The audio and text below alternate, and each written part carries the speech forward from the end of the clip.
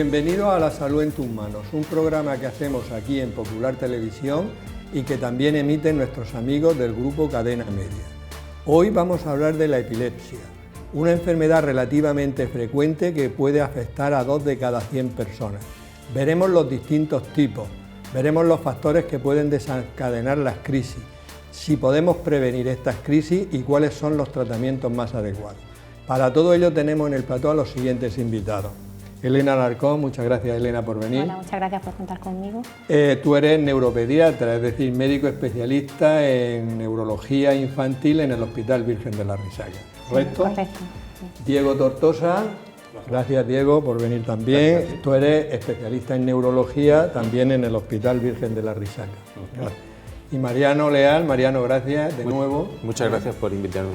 Y tú eres médico especialista en medicina familiar y comunitaria. Así es. Quiero presentaros un libro que se llama ¿Y tú qué haces por tu salud?, que hemos escrito un grupo de especialistas y que en él se dan las claves para vivir más años y con mejor calidad de vida. Se puede adquirir en Amazon. Y una vez dicho esto, vamos a sacar las cámaras a la calle para ver qué le gustaría saber a la gente sobre el tema que tratamos hoy, es decir, sobre la epilepsia. ¿Por qué suceden las crisis epilépticas? Si sufres epilepsia, ¿se puede llevar una vida normal? ¿Es hereditaria la epilepsia? Estas preguntas las iremos respondiendo a lo largo del programa. Diego, cuéntanos si es posible brevemente cómo funciona un poquito el cerebro, esto de impulsos eléctricos y sustancias químicas, y luego nos dices qué es la epilepsia y qué tipos de epilepsia hay. Bueno, es decir, ¿cómo funciona el cerebro con las sustancias químicas? Esa es una pregunta que tiene enjundia. Con respecto digamos, a qué es la epilepsia, es decir, la epilepsia la podríamos definir, o se define, como una condición, no es una enfermedad concreta, es una condición en la cual se produce una alteración cerebral y esa alteración cerebral va a predisponer a tener crisis epilépticas de repetición, ¿de acuerdo? Entonces, en esa, digamos, en el sistema eléctrico, o sea, en el funcionamiento eléctrico del cerebro, hay un equilibrio entre sistemas excitatorios y sistemas inhibitorios, y cuando se produce la epilepsia, esas alteraciones pues van a romper ese equilibrio, baja el umbral convulsivo y entonces cuando se produce la epilepsia. Y hay distintos tipos de epilepsia, ¿no? ¿O no? Sí, hay distintos tipos. Por un lado tenemos, digamos, no la clasificación, sino digamos la diferenciación más clásica sería entre epilepsias focales y epilepsias generalizadas. Las epilepsias focales serían aquellas en las cuales la descarga se va a producir en un sitio concreto del cerebro y va a involucrar redes localizadas en una zona del cerebro, en una zona de la corteza cerebral, y las epilepsias generalizadas. Las epilepsias generalizadas, que deberían crisis generalizadas, aquí la descarga no es, bueno, se va a producir en cualquier sitio, pero en redes, porque la epilepsia es una enfermedad de redes, se va a producir en redes de descarga rápida bilateral, de tal manera que desde prácticamente el inicio se va a involucrar casi la totalidad del córtex y entonces la clínica va a ser pues bilateral prácticamente desde el inicio. De todas formas, con respecto a la epilepsia, me gustaría incidir en que la epilepsia no es una enfermedad, no es una enfermedad concreta, sino es una condición a la que se llega por 1000 motivos, 1000 causas, que va a dar decenas de síndromes epilépticos muy heterogéneos, donde ningún paciente es comparable a otro porque cada uno tiene un tipo de síndrome, y así podemos tener un espectro donde tenemos pacientes totalmente controlados, rigurosamente normales, que hacen una vida normal, y por otro lado tenemos pacientes con unas severas afectaciones, o bien por la enfermedad de base que tenga, o bien por las crisis epilépticas muy frecuentes y muy refractarias, y en ese espectro se mueven en ese espectro se mueven los pacientes, por lo tanto pues hay que tener en cuenta que es muy heterogéneo. Una variabilidad grandísima, ¿no? Y Elena, ¿exactamente qué es una crisis epiléptica? Bueno, simplificándolo mucho, ¿no? Una crisis epiléptica, pues podemos decirnos que el cerebro está formado por millones de células nerviosas, de neuronas, y ellas se comunican entre sí a través de una serie de impulsos nerviosos. Cuando hay demasiadas células, neuronas que se activan a la vez, eso hace que haya un fallo en esa transmisión del impulso nervioso y eso da lugar a una crisis epiléptica. Como bien ha dicho Diego, hay muchísimos tipos de crisis epilépticas y va a depender de qué parte del cerebro se activa para tener unas manifestaciones u otras. Si además solamente se activa una zona concreta, tendremos una crisis focal, y si en cambio participa todo el cerebro, pues una crisis generalizada. Eso sería lo que es una crisis epiléptica. Muy bien. Y Mariano, vosotros, tú eres especialista en medicina familiar y comunitaria. Entonces, cuando veis a un paciente epiléptico, ¿los tratáis vosotros en alguna ocasión o siempre los deriváis al especialista? Como muy bien han dicho el doctor Tortosa y la doctora Alarcón, debido a la variabilidad de la epilepsia y de las múltiples causas que puede tener, una epilepsia nueva en un paciente adulto normalmente la derivamos, un poco para que sea estudiada y sea etiquetada, pues si no, no vamos a saber exactamente el pronóstico y el futuro de ese paciente. Normalmente los derivamos siempre los de nuevo diagnóstico. Sí actuamos algunas veces sobre el tratamiento en pacientes controlados con algún pequeño descontrol en el que tenemos claro el desencadenante, pero si no, normalmente los derivamos siempre.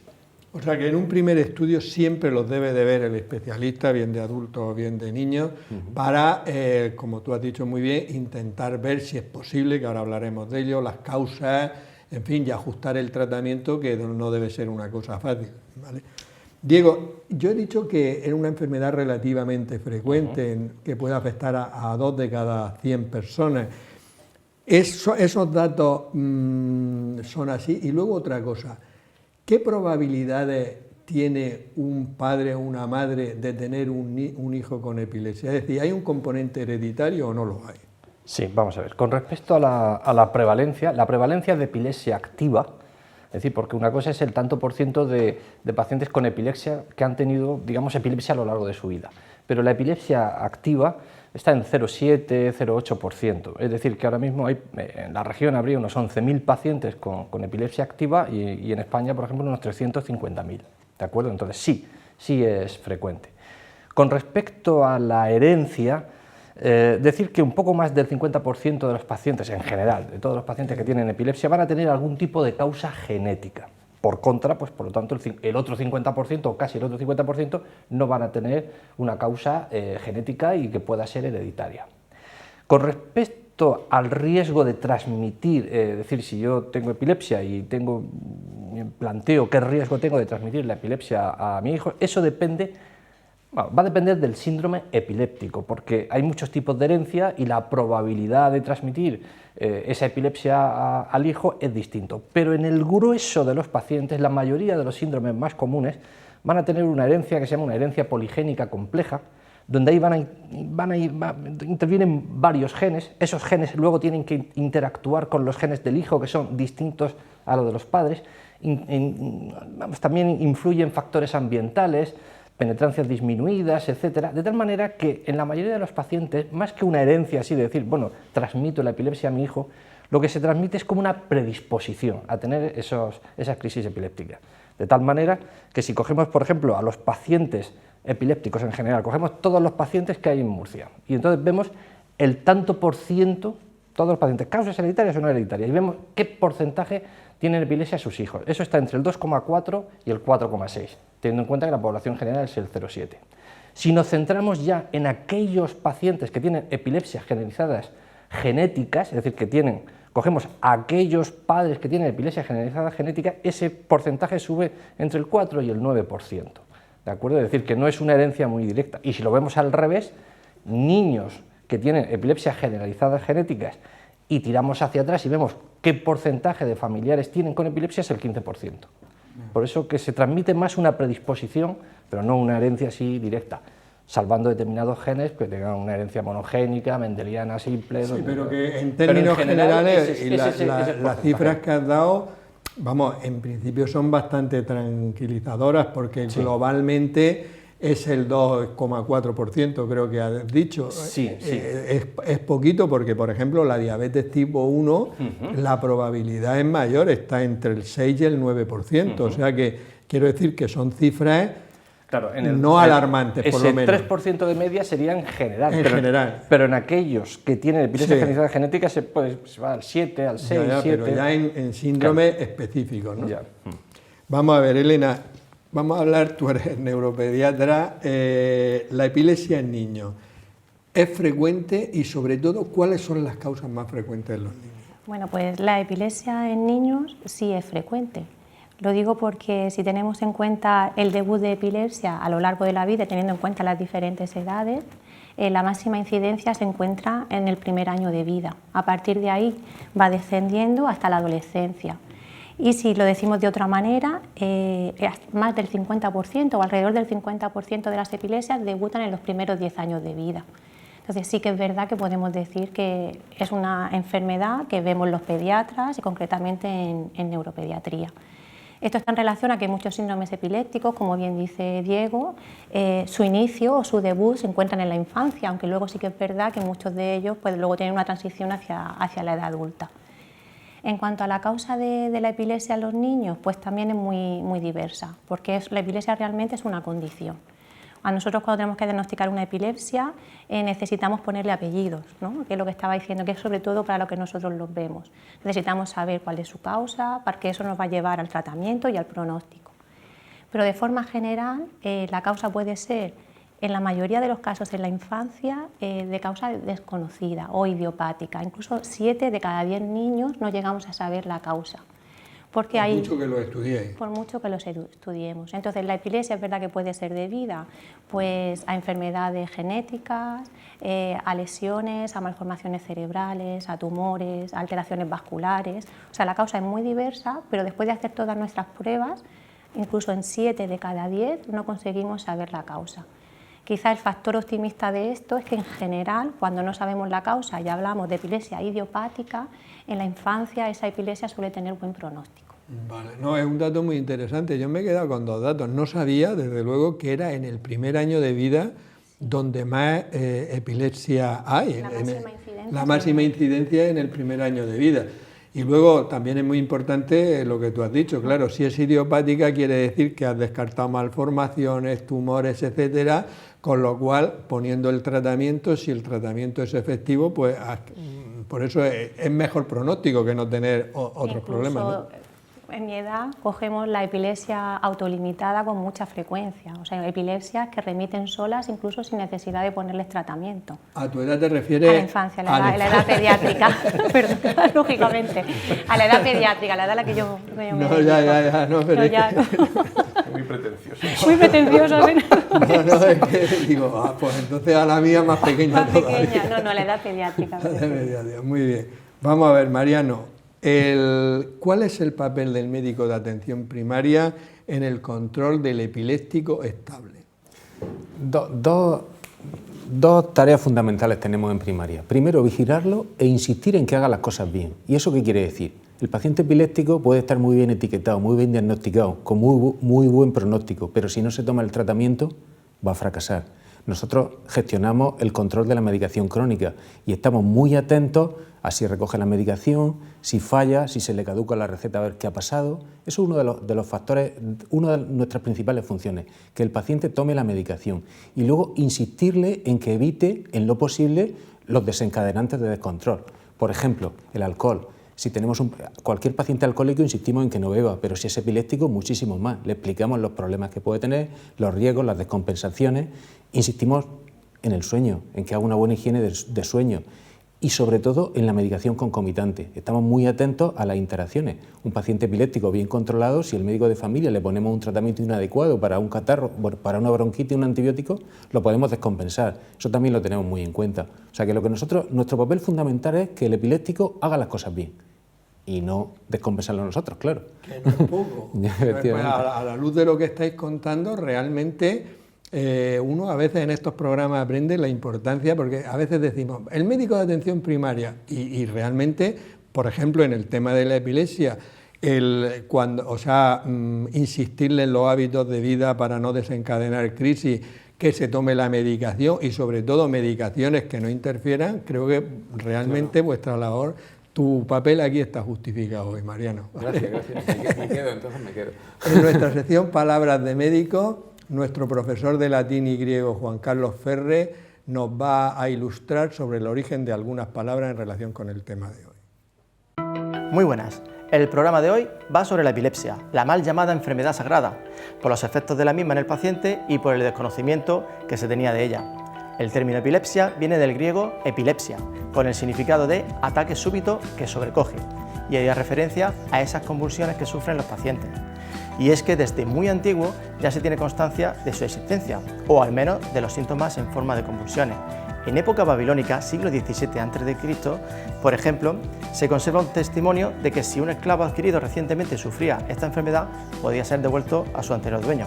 Vamos, la garantía no es un asunto moderno. Incluso se tiene constancia también de que personajes históricos la sufrían, como Julio César. Era considerada como la enfermedad sagrada porque se creía que el que sufría súbitamente esas convulsiones entraba en contacto con la divinidad. Era como si estuviera en trance.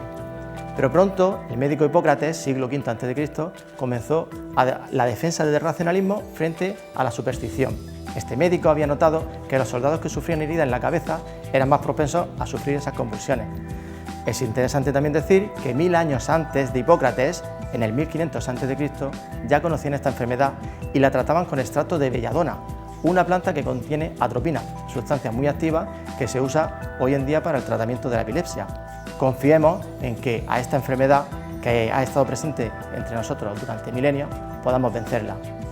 Con los continuos avances en medicina seguro que lo conseguimos. Palabras de médicos. Bueno, pues ya sabemos un poquito más sobre el origen de estas palabras. Diego, si una persona ha tenido una sola crisis epiléptica, ¿ya se establece el diagnóstico de paciente epiléptico? Depende. Vamos a ver. Ya empezamos. Lo que tenemos que tener en cuenta es que la prevalencia a lo largo de la vida, si un paciente llega a 80 años, se estima que la probabilidad de que tenga una crisis epiléptica es del 10%. Es decir, el 10% de las personas, si llegan a mayores, van a tener una crisis epiléptica. Son muchos, Diego. Son bastantes, sí. Sí. Son bastantes. De ese 10%, solo van a recurrir las crisis un 20%. Dicho de otra manera, de ese 10% de pacientes, solamente un 80% no van a ser epilépticos, ¿de acuerdo? Entonces, si tenemos delante un paciente que tiene una crisis epiléptica, ¿cómo sabemos si ese paciente va a tener epilepsia o no? Hasta hace 12 años más o menos, hasta el 2010 aproximadamente, para establecer el diagnóstico de epilepsia nosotros teníamos que esperar a que hubiera una segunda crisis epiléptica. Entonces la probabilidad de que recurrieran a la crisis epiléptica aumenta mucho en los primeros 2 años, etc. Y entonces decíamos, esperábamos a que tuviera una segunda crisis. Ahora mismo no, desde 2010, desde unas nuevas clasificaciones, ya se establece que con una sola crisis epiléptica, el paciente, solo una, podemos establecer el diagnóstico de que sea epiléptico, pero claro, para ello tiene que tener una serie de condicionantes que nos hagan pensar que en ese paciente va a recurrir las crisis epilépticas. Los dos fundamentales va a ser que tenga una, digamos lo que llamamos una etiología sintomática remota, es decir, que tenga una lesión anterior y que eso es lo que le provoca la crisis, por ejemplo, pues que haya tenido anteriormente, pues haya tenido un ictus, haya tenido un tumor, haya tenido, bueno, una encefalitis. Y luego la segunda causa también más importante sería que tenga un foco epiléptico en el electroencefalograma, no pequeñas irritaciones, sino un foco, es decir, con descargas epileptiformes. Hay otras, como que son que las crisis se inicien durante el sueño, que tengan anomalías estructurales en la resonancia y otro tipo de cosas, pero fundamentalmente es eso. Es decir, que con una crisis podemos decir que va a ser epiléptico porque vemos las pruebas y decimos, tú tienes mucho riesgo, tienes más del 60% de probabilidades de tener una recurrencia de una crisis en los próximos 2 años. Vale, y aunque luego hablaremos de eso, probablemente en esos pacientes intervendréis de alguna manera para que no tengan las crisis. El tratamiento, claro. Vale. Vamos a ver, Elena, antes nos has contado de que la epilepsia en los niños, el 70% eran idiopáticas, o sea, de causa desconocida. Y cuando no es idiopática, dinos algunas otras causas, pero sobre todo el pronóstico de la idiopática, porque es la más frecuente. Es la más frecuente. A ver, las causas pues son diversas para lo que es la epilepsia, que no es la idiopática. Pues como hemos comentado, pueden ser, nosotros sobre todo, pues malformaciones cerebrales, tumores, alteraciones vasculares, enfermedades genéticas, que también últimamente hay un grupo especialmente en el que se está investigando mucho. Otras posibilidades, pues enfermedades neurometabólicas, la encefalopatía hipopsicoisquémica, o sea, lo que es la perinatal, todos los procesos que tienen a nivel perinatal, accidentes de tráfico, traumatismos, todo eso, o sea, cualquier cosa que pueda lesionar el tejido cerebral, ¿no?, el sistema nervioso. ¿Y el pronóstico de la idiopática, que es el 70%? Claro, pero en la infancia la mayoría es la idiopática. Dentro de los síndromes idiopáticos, la cosa es que hay un componente muy importante en pediatría que es la edad. Por ejemplo, en la edad escolar, la mayoría de esos síndromes idiopáticos tienen un pronóstico muy favorable. Muy favorable, ¿qué quiere decir? Pues que el 70-75%, incluso a veces más, se resuelve y controlamos las crisis. Vale. E incluso se curan y podemos quitar la medicación. Algunos se curan y se puede quitar la medicación de estos niños. Si consideramos la epilepsia infantil como tal, consideramos que entre un 70 y un 75% podríamos controlar las crisis. Muy bien. Yo creo que sí que hay que transmitir que la epilepsia en la edad pediátrica, quitando excepciones, porque también en esta edad tenemos el origen de algunas de las epilepsias más graves, en general el pronóstico es bueno. Muy bien. Vamos a ver, Mariano, vamos a imaginarnos una persona epiléptica que está en tratamiento pero que lleva mucho tiempo sin tener crisis y de pronto tiene una pequeña crisis. Te consulta, ¿qué haces? ¿Le ajustas el tratamiento? ¿Lo derivas? ¿Tenéis posibilidad de hacer una consulta telemática que ahora se hacen muchas? ¿Cómo solucionas ese problema al paciente? Como he dicho en la pregunta anterior, es fundamental si el paciente está haciendo las cosas bien o no. Si el paciente no está haciendo las cosas bien y lo identificamos, hay una interacción, no ha dormido una noche, ha tenido un problema grave de estrés y lo vemos claro, a veces hacemos nosotros un pequeño ajuste y tenemos claro que no hay nada detrás. Ahora, si el paciente lo está haciendo todo bien y aparece una crisis y no vemos las causas, normalmente lo derivamos por si ha habido alguna modificación o alguna causa estructural que ha aparecido o alguna otra incidencia. Muy bien, me ha quedado claro. Vamos a ver, Diego, ¿por qué se produce la epilepsia en los adultos? Vamos a ver, la epilepsia en el adulto se produce, un ataque epiléptico la epilepsia se produce porque se va a alterar ese equilibrio que hemos dicho antes entre mecanismos excitatorios e inhibitorios y se va a disminuir el umbral epiléptico. Esto se produce porque hay una alteración epileptógena X, infecciosa, tumoral, etc.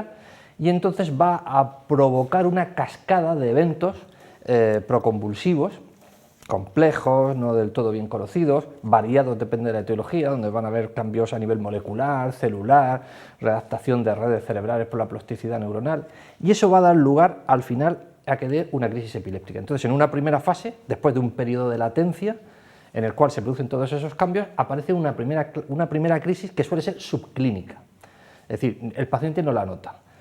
En una segunda, puede ser clínica, pero generalmente subclínica. Después, en una segunda fase, ese foco va aumentando la intensidad, va reclutando neuronas o agregados neuronales que hay alrededor, los vas, por así decirlo, sumando a su causa, haciendo cada vez el foco más grande hasta que ya las crisis ya son clínicas y entonces pues ya empieza a manifestarse la epilepsia. Muy bien. Elena, ¿qué fármacos hay para el tratamiento de la epilepsia en los niños y si los toleran bien y si son efectivos, claro? Bueno, pues actualmente contamos con más de 20 fármacos antiepilépticos en el mercado. Cada uno de ellos tiene sus características concretas y están pues, aceptados para unas edades u otras y eso también lo tenemos que tener en cuenta a la hora de indicar los fármacos.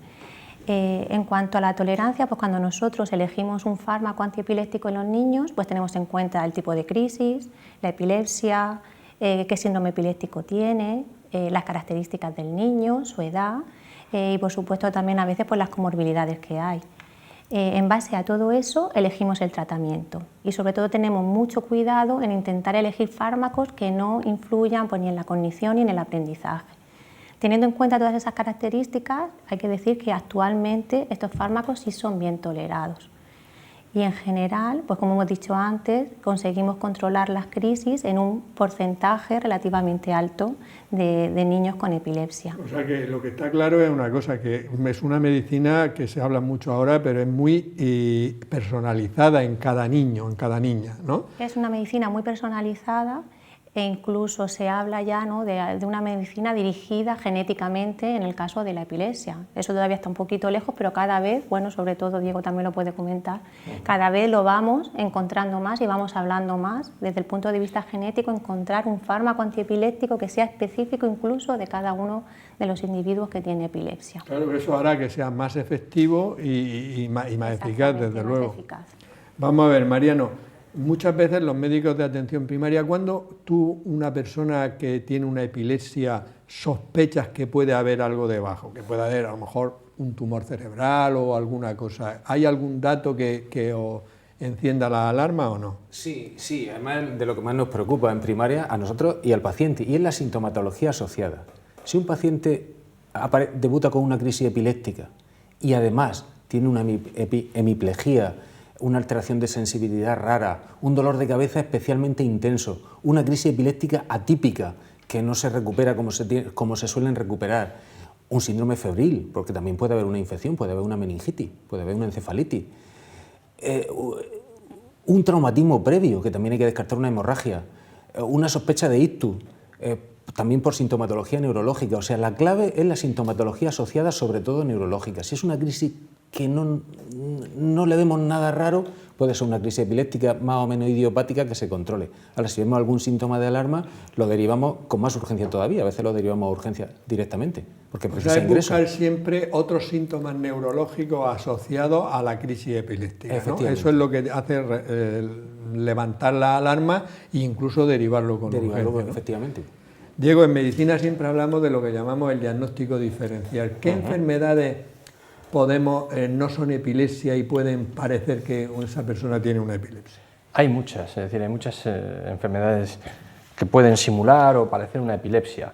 De hecho, de todos los pacientes epilépticos se estima que el 10% de ellos realmente no tienen epilepsia, sino lo que tienen son lo que se llaman trastornos paroxísticos no epilépticos, que son otras causas que asemejan a epilepsia. Aquí podríamos distinguir pues, dos tipos fundamentalmente, digamos cuadros orgánicos y cuadros psicógenos o psicológicos. Dentro de los cuadros orgánicos son muy variados, es decir, pues tenemos hipoglucemias, AITs, el aura de la migraña, en los niños pues, espasmos del sollozo, el espasmo nutan, las parasomnias, es decir, normalmente todo este tipo de enfermedades para alguien más o menos con cierta experiencia son fáciles de llegar a ellos, a lo mejor no al principio, pero con las exploraciones y la evolución llegas a ello. Quizá uno de ellos, por lo menos en adultos, que puede generar más confusión sería el síncope convulsivo, es una lipotimia, lo que pasa que a veces la lipotimia pueden caer al suelo sin pródromos y tener una crisis tónica, una crisis tónico-clónica, y a veces pues, puede llevar más a error, pero bueno. Es decir, esos serían los cuadros orgánicos. Y luego tenemos los cuadros psicógenos.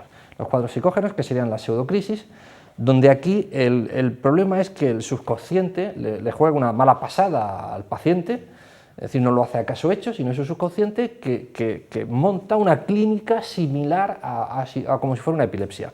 Y eso es el caballo de batalla de pacientes de médicos que se dedican a epilepsia, porque hasta el 20 o el 30% de los pacientes que se derivan a una unidad de epilepsia tienen crisis psicógenas.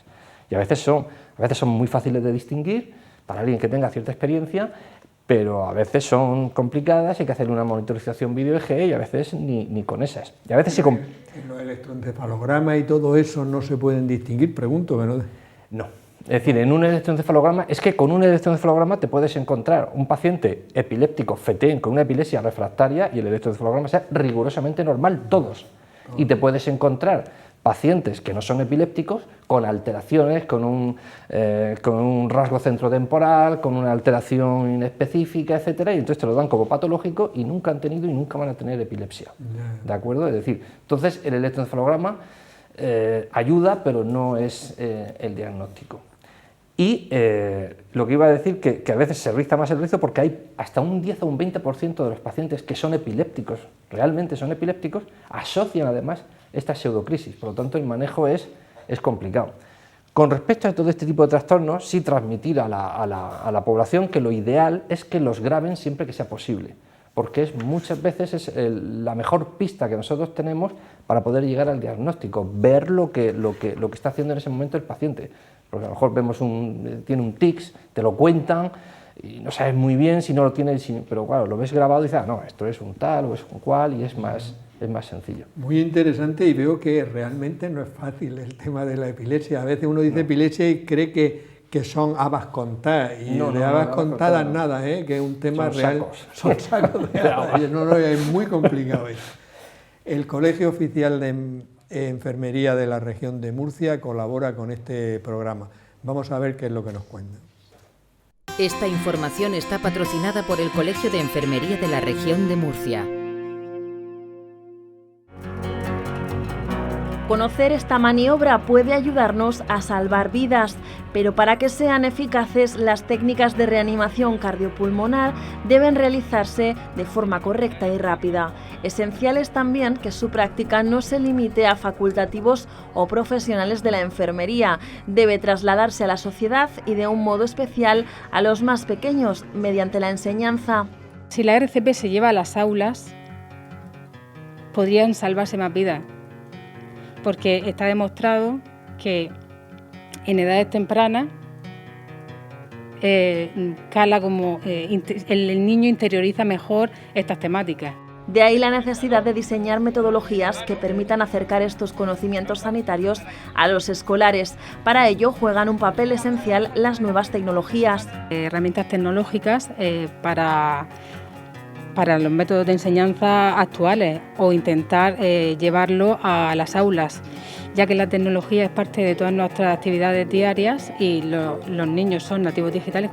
Por eso resulta tan interesante esta aplicación, enmarcada en la tesis doctoral que realiza Miriam Mendoza, investigadora de la UCAM, y que está codirigida por Manuel Pardo, también investigador de la Facultad de Ciencias de la Salud de la UCAM y enfermero colegiado de la región de Murcia. Y una manera buena de un niño aprender es jugando.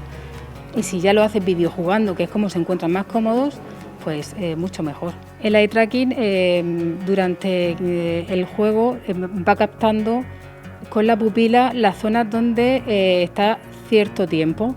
Entonces, a partir de cierto tiempo ya está demostrando que está prestando atención y queremos medir qué partes del videojuego el niño está prestando más atención, a fin de evaluar si se trata de un instrumento útil que pueda servir de apoyo a la labor que desarrollan enfermeros y médicos, no solo a nivel asistencial, también formativo.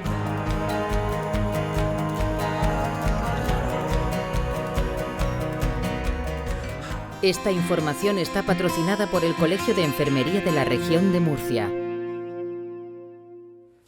Elena, aquí hemos hecho programas sobre dieta y una dieta que se utiliza, que no se debe utilizar para perder peso, es la dieta cetogénica. Pero, sin embargo, la dieta cetogénica sí que puede jugar un papel en el tratamiento de la epilepsia. ¿Qué papel puede jugar? Bueno, la dieta cetogénica, la verdad es que desde hace unos años está convirtiéndose en un tratamiento de la epilepsia que cada vez se tiene más en cuenta. Con los fármacos actuales nosotros conseguimos controlar pues aproximadamente un 60% de los pacientes, pero tenemos un 30% en el que con los fármacos no es suficiente o no conseguimos controlarlos. Eso es lo que se denomina la epilepsia de difícil control. En ese grupo de pacientes tenemos que buscar otros tratamientos y otras alternativas, y dentro de esas está la dieta cetogénica. La dieta cetogénica es un tratamiento más y lo que consiste es en dar una dieta rica en grasas y pobre en hidratos de carbono y en proteínas, controlada por supuesto por un gastroenterólogo, porque al final es una dieta deficitaria nutricionalmente que debe llevar también su soporte nutricional. ¿Cómo actúa? No se sabe bien.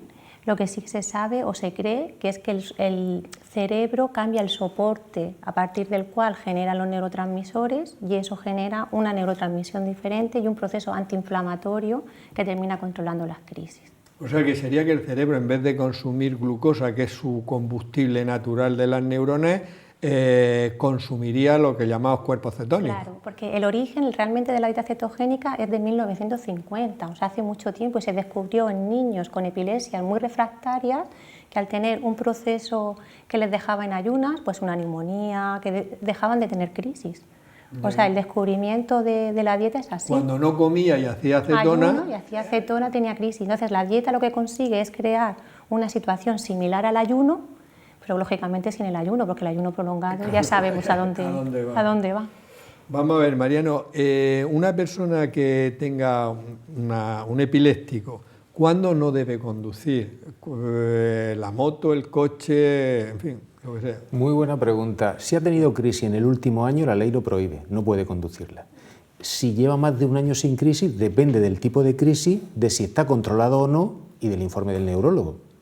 porque, como sabemos, es un grave riesgo para el paciente y para los demás, y sobre todo si tiene una profesión tipo camionero o conductor de autobús, que entonces la cosa se complica. O sea, el punto clave es más de un año sin crisis, y si lleva más tiempo, dependiendo del tipo de crisis y que esté totalmente estabilizado, en base al informe del neurólogo, podrá conducir o no. No debe ser fácil, ¿no?, hacer esos informes, Diego. ¿O sí? No, es decir, el informe normalmente, es decir, cuando lleva más de un año, es decir, porque es lo que dice el BOE, cuando lleva más de un año, lo que haces es, normalmente es para el centro de... Sí, el centro este de conductores, sí. Es decir, normalmente hay un médico ahí que es el que certifica que el paciente está apto, y entonces sí que pide, cuando saben que hay epilepsia o tal, pues entonces piden siempre el certificado del neurólogo, y entonces si lleva más de un año, pues entonces pues le hacen un certificado como que puede... El paciente lleva más de un año está controlado, sin crisis. Bueno, sí, claro, es que está controlado porque lleva más de un año sin crisis. Claro. ¿Entiendes? Está claro, entonces lleva más de un año sin crisis, lo haces y sin problema, eso es una cosa... Vale. Es una y cosa el frecuente. diagnóstico, porque antes hemos hablado del electroencefalograma, ¿qué pruebas diagnósticas hacéis para llegar a concluir que una persona tiene epilepsia? Vamos a ver, las pruebas diagnósticas podríamos, digamos, distinguir niveles, por así decirlo. Un primer nivel serían pruebas básicas, donde estaría una analítica, un electrocardiograma, un electroencefalograma, siempre se va a hacer un electroencefalograma, una resonancia. En el mundo, digamos, de los adultos, la resonancia se hace siempre. En infantil, es decir, en neuropediatría, pues si hay determinados síndromes, por ejemplo, una ausencia infantil, unas crisis febriles simples, una rolándica, es decir, determinados síndromes que con la clínica y el electroencefalograma está muy claro, pues no sería necesario quizá hacer una prueba de imagen, pero en adultos sí, siempre se va a hacer una resonancia porque la probabilidad de que tenga una lesión es mayor y la posibilidad de que tenga una epilepsia focal es mucho mayor que en niños con estos síndromes tan diferenciados. Luego tendríamos una segunda fase, por así decirlo, la parte de las básicas, que sería ya para investigar una etiología concreta, es decir, ya tenemos la sospecha de que el niño o el paciente puede tener la enfermedad tal o la enfermedad cual, entonces ya hacemos pruebas más dirigidas, ahí ya hacemos una monitorización video-EEG, hacemos una monitorización de...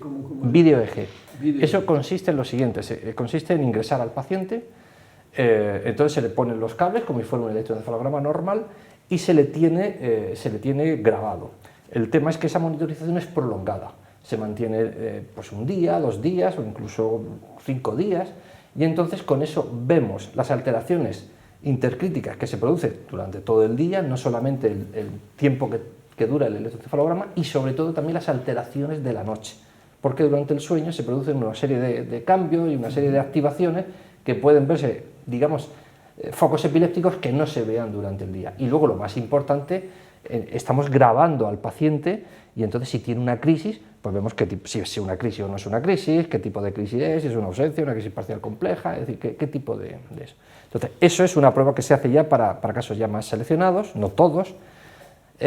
Podríamos hacer pruebas de medicina nuclear como un PET, pruebas más dirigidas, una punción lumbar, una biopsia, es decir, pues bueno, ya vamos haciendo pruebas. Y luego estaría un tercer nivel, que serían pruebas que solamente tienen sentido o se harían para un estudio prequirúrgico, para cuando un paciente se quiere operar. Entonces, pues ahí ya podríamos hacer un SISCON, que es, con pruebas de medicina nuclear, pues ver dónde se origina el foco epiléptico, hacer la monitorización video-EEG. Si se quiere operar de la epilepsia. De la epilepsia. Vale. Para hacer, por ejemplo, pruebas,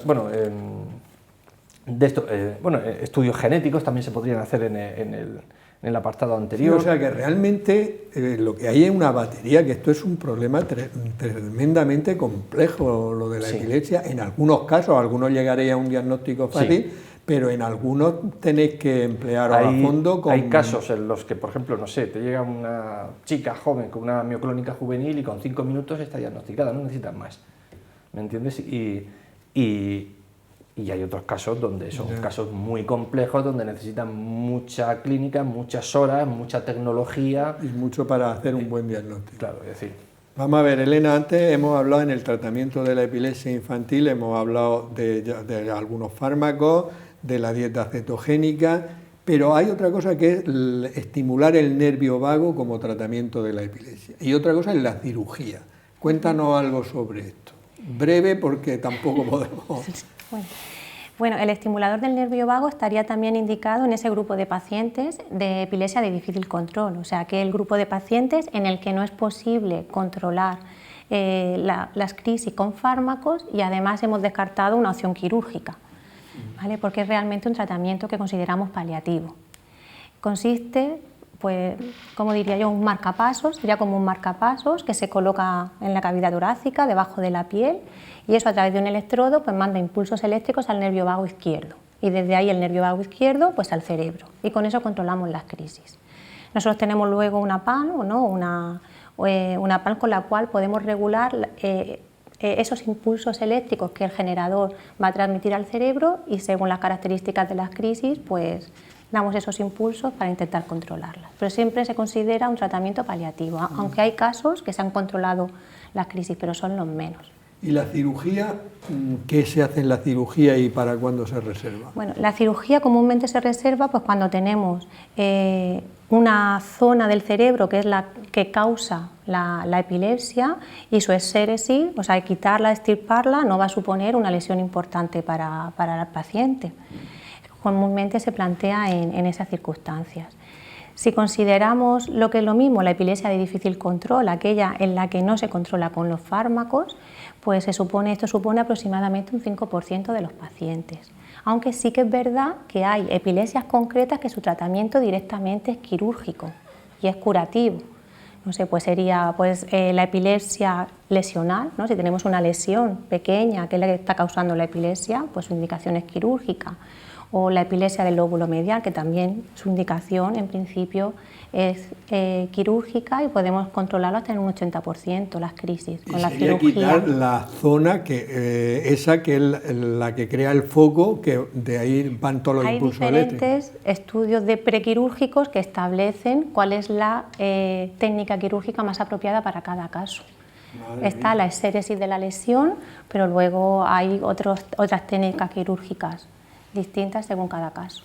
Muy bien. Mariano, una persona que tenga epilepsia, ¿qué consejos le dais para que o no tenga crisis o tenga las menos posibles? Pero que son muy importantes, seguro. Son fundamentales. La principal, que ya le he dicho antes, que se tome la medicación. Si su neurólogo le ha prescrito una medicación, se la tiene que tomar a rajatabla. En todas las enfermedades es importante, pero en esta más. Luego, cuidar la automedicación, o sea, no automedicarse, salvo que se pueda tomar un paracetamol o alguna cosa, con poca importancia. Nunca tomarse un antibiótico por su cuenta, ni ninguna otra medicación, porque puede interaccionar con el antiepiléptico y tener una crisis. Luego, evitar el alcohol. El alcohol es dañino para todo el mundo en exceso, y en el epiléptico mucho más, porque cambia la excitabilidad neuronal y eso le puede generar un problema. Intentar evitar el estrés, eso es difícil, pero tiene que intentarlo por lo menos, y dormir bien. Esos son los consejos básicos que nosotros tenemos que estar encima, y con eso va a tener muchas menos crisis, y probablemente, si está controlado, puede estar así muchos años. Dormir bien es muy fácil decirlo, pero hay muchas personas que les cuesta mucho conciliar el sueño, entonces también hay una serie de consejos añadidos para intentar dormir bien, ¿no? Efectivamente, más que dormir bien, a veces no trasnochar voluntariamente, porque dormir bien, como has dicho, a veces uno, si no se duerme, es complicado, por lo menos hasta que no pasen unos días, pero sí evitar el trasnochar. O sea, si en una fiesta, en vez de acostarse a las 5 de la mañana, te acuestas a las 12:30 o a la 1, pues sí, mejor para tu epilepsia.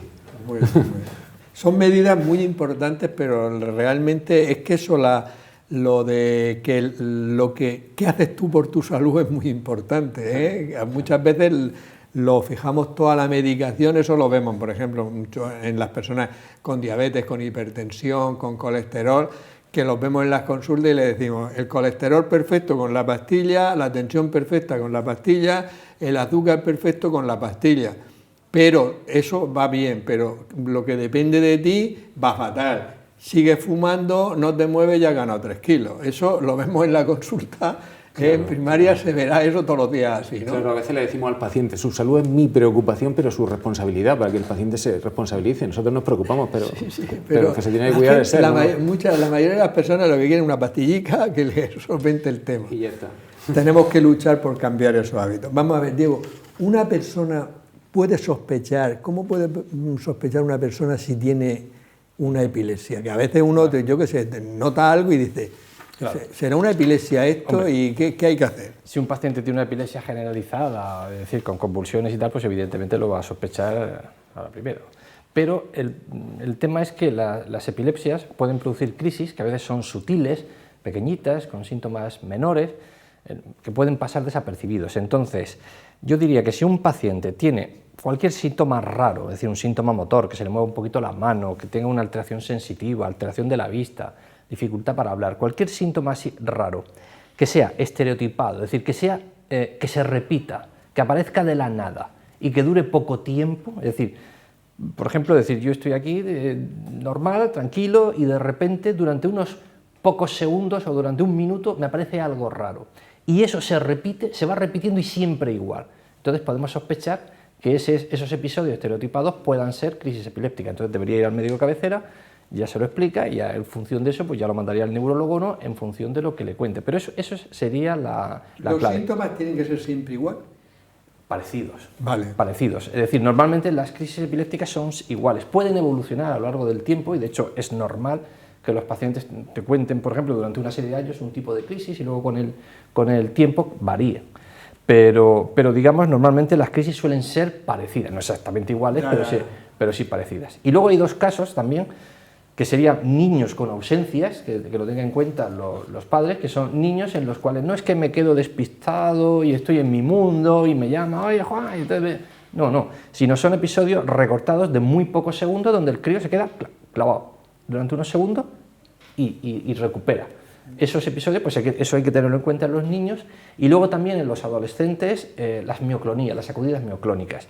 Muchas veces antes de tener una primera crisis generalizada, por ejemplo una mioclónica juvenil, que es una epilepsia relativamente frecuente, pues por las mañanas al despertar tienes las sacudidas estas de la mano, es decir, que vas con el vaso y entonces tienes una sacudida, se te sale, por ejemplo, se te cae la leche o el café y esas sacudidas tienen importancia cuando el paciente está totalmente despierto, no tienen valor, por así decirlo, cuando se está durmiendo o cuando está durmiendo o cuando se queda relajado, que se está durmiendo, porque esas serían fisiológicas. Pero si el paciente está totalmente despierto y tiene esas sacudidas, también debería consultar para pensar que sea una... Es muy interesante todo lo que nos estás contando y sobre todo también para que la gente no tenga el concepto de que la epilepsia es cuando te da la crisis generalizada con las convulsiones tónico-clónicas, sino que hay parciales, focales, o sea que hay un mundo. Hasta pacientes epilépticos que te vienen por otra cosa te cuentan, ay, también me pasa esto, oye, pues te tiene epilepsia. Ya. ¿Ah, sí? Sí, madre mía, pues vaya pambo que le da esa mañana. Vamos a ver, Elena.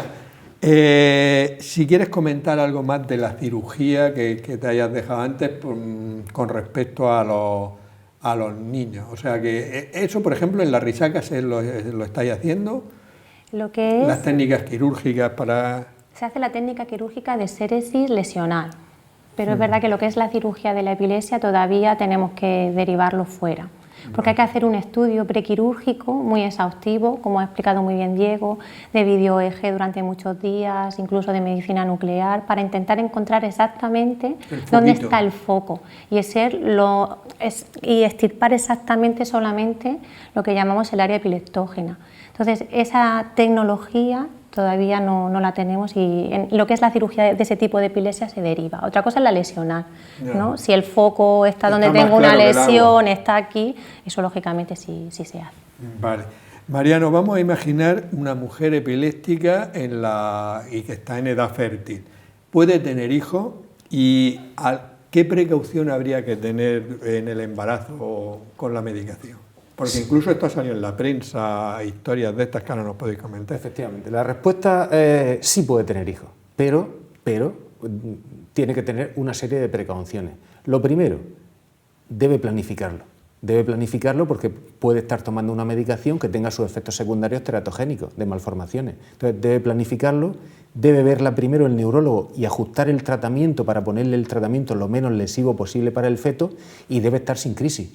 Si está en fase de descompensación con crisis frecuentes, no es lo más adecuado, porque esas crisis van a tener efectos sobre su útero y sobre su futuro bebé. Pero si puede tener hijos, sí, pero lo ideal debe ser siempre planificado y estar sin crisis. Pero entonces, una mujer, por ejemplo, Diego, que quiera tener hijos, o sea, que no quiera tener hijos, ¿debería de tomar anticonceptivos?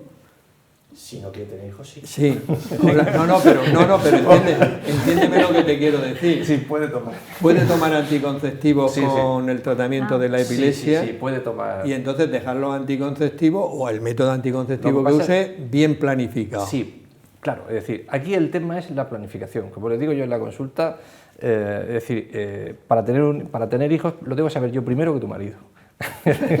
Claro, es así. Entonces, es fuerte lo que les dices, pero es correcto. No, pero vamos, hasta el 50% de los pacientes con epilepsia, o sea, de las mujeres, los 50% de los embarazos son no programados. Y ese es el problema. No han tomado previamente ácido fólico, las malformaciones se producen entre el día 24 y el día 70, la mayoría entre el día 24 y el día 50, es decir, que cuando ellos tienen prácticamente la falta y piensan que ya están embarazadas, ya está montada la malformación, es decir, porque luego se mantiene luego todo el tratamiento de hay que llevar cuidado durante todo el embarazo, pero es en la embriogénesis donde se producen las malformaciones, después ya es solo engorde. De tal manera que, no está tan así, pero entonces deben programarlo, ponerle los fármacos, hay fármacos que son totalmente inocuos, es decir, luego se podrán poner o no, depende del tipo de epilepsia, pero hay fármacos que son totalmente inocuos, por lo tanto sí se puede quedar embarazada, pero hay que programarlo, es muy importante, programarlo, poner sus vitaminas, etc. Y con respecto a los anticonceptivos, pueden tomar anticonceptivos, pero hay una serie de, digamos, de salvedades. Por ejemplo, los anticonceptivos pueden influir, en la farmacocinética y bajar los niveles de determinados fármacos, sobre todo la lamotrigina, y los inductores enzimáticos pueden influir sobre los anticonceptivos. De tal manera que si una mujer quiere tomar la píldora, debe tomar por lo menos 50 microgramos de etinilestradiol, porque las dosis habituales que son 25 o 30, eso da un 6% de fallos, y el método anticonceptivo que se recomienda es el DIU con levonorgestrel, claro, el hormonado, porque el efecto es local, es el más efectivo y además no hay interacción en ninguno de los dos sentidos, ni el DIU afecta a los fármacos antiepilépticos ni al revés. Muy bien, en nuestra sección yo no me lo compro, me lo como, no me lo compro, no me lo como, hemos sacado este vídeo de nuestro canal de YouTube. Bifrutas de Pascual, me lo compro, me lo como, no me lo compro, no me lo como. Yo de entrada no me lo compro y no me lo como. Vamos a ver algunos ingredientes que lleve. Muy bien, pues los ingredientes son agua, zumos de frutos y hortalizas a partir de concentrados en un porcentaje de 41%. Pero el porcentaje está bien, pero es a partir de concentrado, no es un zumo recién exprimido, ¿vale? Claro, luego lleva 15% de leche desnatada. O sea que tampoco lleva mucha leche, es decir, un 15% de 100 centímetros cúbicos son 13, ¿no? 15. Entonces, este tiene 240, pues nada, es como si te tomas poco más de 40 centímetros cúbicos de leche, o sea que esto ni es fruta ni es leche, es una mezcla así. Además lleva también azúcar. ¿La han añadido? Sí. Por ejemplo, ¿cuántos hidratos de carbono tiene por 100? Hidratos de carbono tiene 6,8 gramos. ¿De los cuales azúcares? 6,7 gramos. O sea que son todos azúcares. Efectivamente. Todos azúcares. Y si eso tiene 240 gramos, pues te estás tomando unos 15-16 gramos de azúcar, ¿vale? Una parte será de la fruta, pero tomado ahí es un azúcar libre que te lo tomas y entra de golpe a la sangre. Hay muchos padres, por ejemplo, que le dan esto a los niños y creen que le han dado fruta y leche. Y entonces no le han dado ni fruta ni le han dado leche. Eso hay que dejarlo más claro que el agua. Le han dado agua con un concentrado y luego una poquita cantidad de leche. O sea, esto por ejemplo, que muchos niños y niñas lo toman en la merienda o se lo llevan al colegio y tal, es un error. Si se quieren llevar leche, que se lleven un batido, o sea, que se lleven un pequeñito de estos de leche. Si quieren tomar fruta, que se lleven una fruta. Pero esto es ni chicha ni limonada, ni es fruta ni es leche. Por tanto, yo no me lo compro, no me lo compro. Ha quedado muy claro. Elena, ¿los niños con epilepsia pueden hacer una vida normal? Pues con esta pregunta quiero ser muy optimista. Sí, los niños con epilepsia hacen una vida normal. La mayoría de los niños con epilepsia, las limitaciones propias de la epilepsia son las mismas que tienen por su edad, ¿no? Ya ha dicho Mariana unas cuantas, pero es que esas son hábitos de vida saludables, ¿vale? Los niños tienen que no tomar excitantes, lógicamente no tomar alcohol, tener una vida sana, hacer deporte, cualquier actividad de riesgo debe estar supervisada por un adulto, deben dormir sus horas y tener una vida ordenada y dormir sus 8 horas, pero es que todo eso es necesario para que su desarrollo neuropsicológico sea adecuado. Vale. Entonces es una vida normal. Mariano, rapidísimo, ¿qué fármacos debe evitar la persona con epilepsia? Mucho ojo con los antibióticos y mucho ojo con cualquier fármaco que pueda afectar al sistema nervioso central. Antidepresivos, a veces los tranquilizantes, porque pueden cambiar las fases del sueño REM, que eso es perjudicial, y cualquier otro fármaco. Siempre es como el embarazo. Primero lo tiene que saber su médico y luego tomar el fármaco. Vale. Diego, también rapidísimo. Si una persona va por la calle y otra tiene una crisis epiléptica, ¿qué debe de hacer y sobre todo qué no debe de hacer? Vale, si alguien está en la calle y ve una crisis epiléptica, lo primero es, el paciente si tiene algo en la boca, quitárselo, por ejemplo si tiene un caramelo, cualquier cosa, nada prohibido ponerle pañuelos, palos y cosas en la boca como se hacía antiguamente. Luego, pues evitar nada de poner eso, que para evitar la mordedura de la lengua se ponía siempre... Sí, o palos o pañuelos, nada, prohibido. Luego, pues evitar que no sujetarlo porque se puede hacer daño si lo sujetas fuerte cuando está teniendo convulsiones, evitar que no se haga daño. Y luego, muy importante, ponerlo en posición de seguridad, ponerlo de lado para evitar pues, que con sus propias secreciones, con la saliva o si vomita, pues que no sea tragante, que no haga una broncoaspiración, etc. Eso es lo que hay.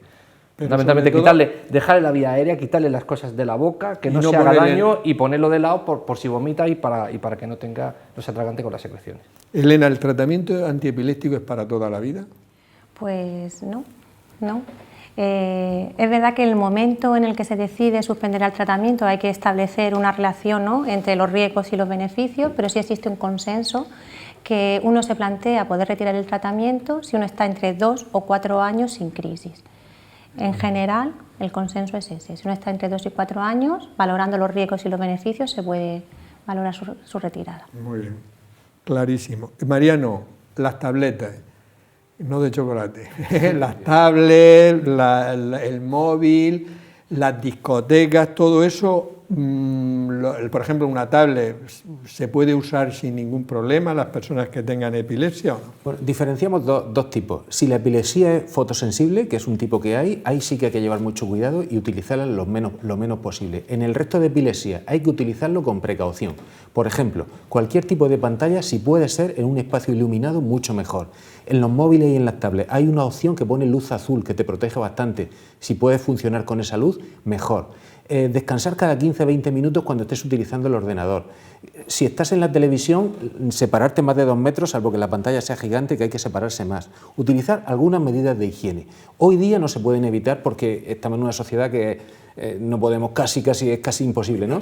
Pero sí llevar mucho más cuidado y sobre todo utilizarla en ambientes luminosos. Por la noche, malísimo. Ponerse con el móvil y la tablet con la luz apagada, nefasto. Y si eres epiléptico, peor. Vale. Tomo nota. No por la epilepsia, sino por la noche. Última pregunta, Diego. ¿Se espera algún nuevo tratamiento para la epilepsia? Sí, se espera. Es decir, ahora mismo, hasta el 93 había 8, ahora mismo hay más de 20, hay una cantidad de fármacos. Ahora mismo acaba de salir uno, que es el Epidiolex, el cannabidiol, es decir, que está aprobado para el Dravet y para el Lennox-Gastaut. Va a salir para este verano el Cenobamato, que es un nuevo fármaco para adultos, para la epilepsia focal refractaria y tiene visos muy buenos, es decir, yo creo que tenemos puestas esperanzas en él. He empezado a poner alguno por medicación extranjera y va a ir bien.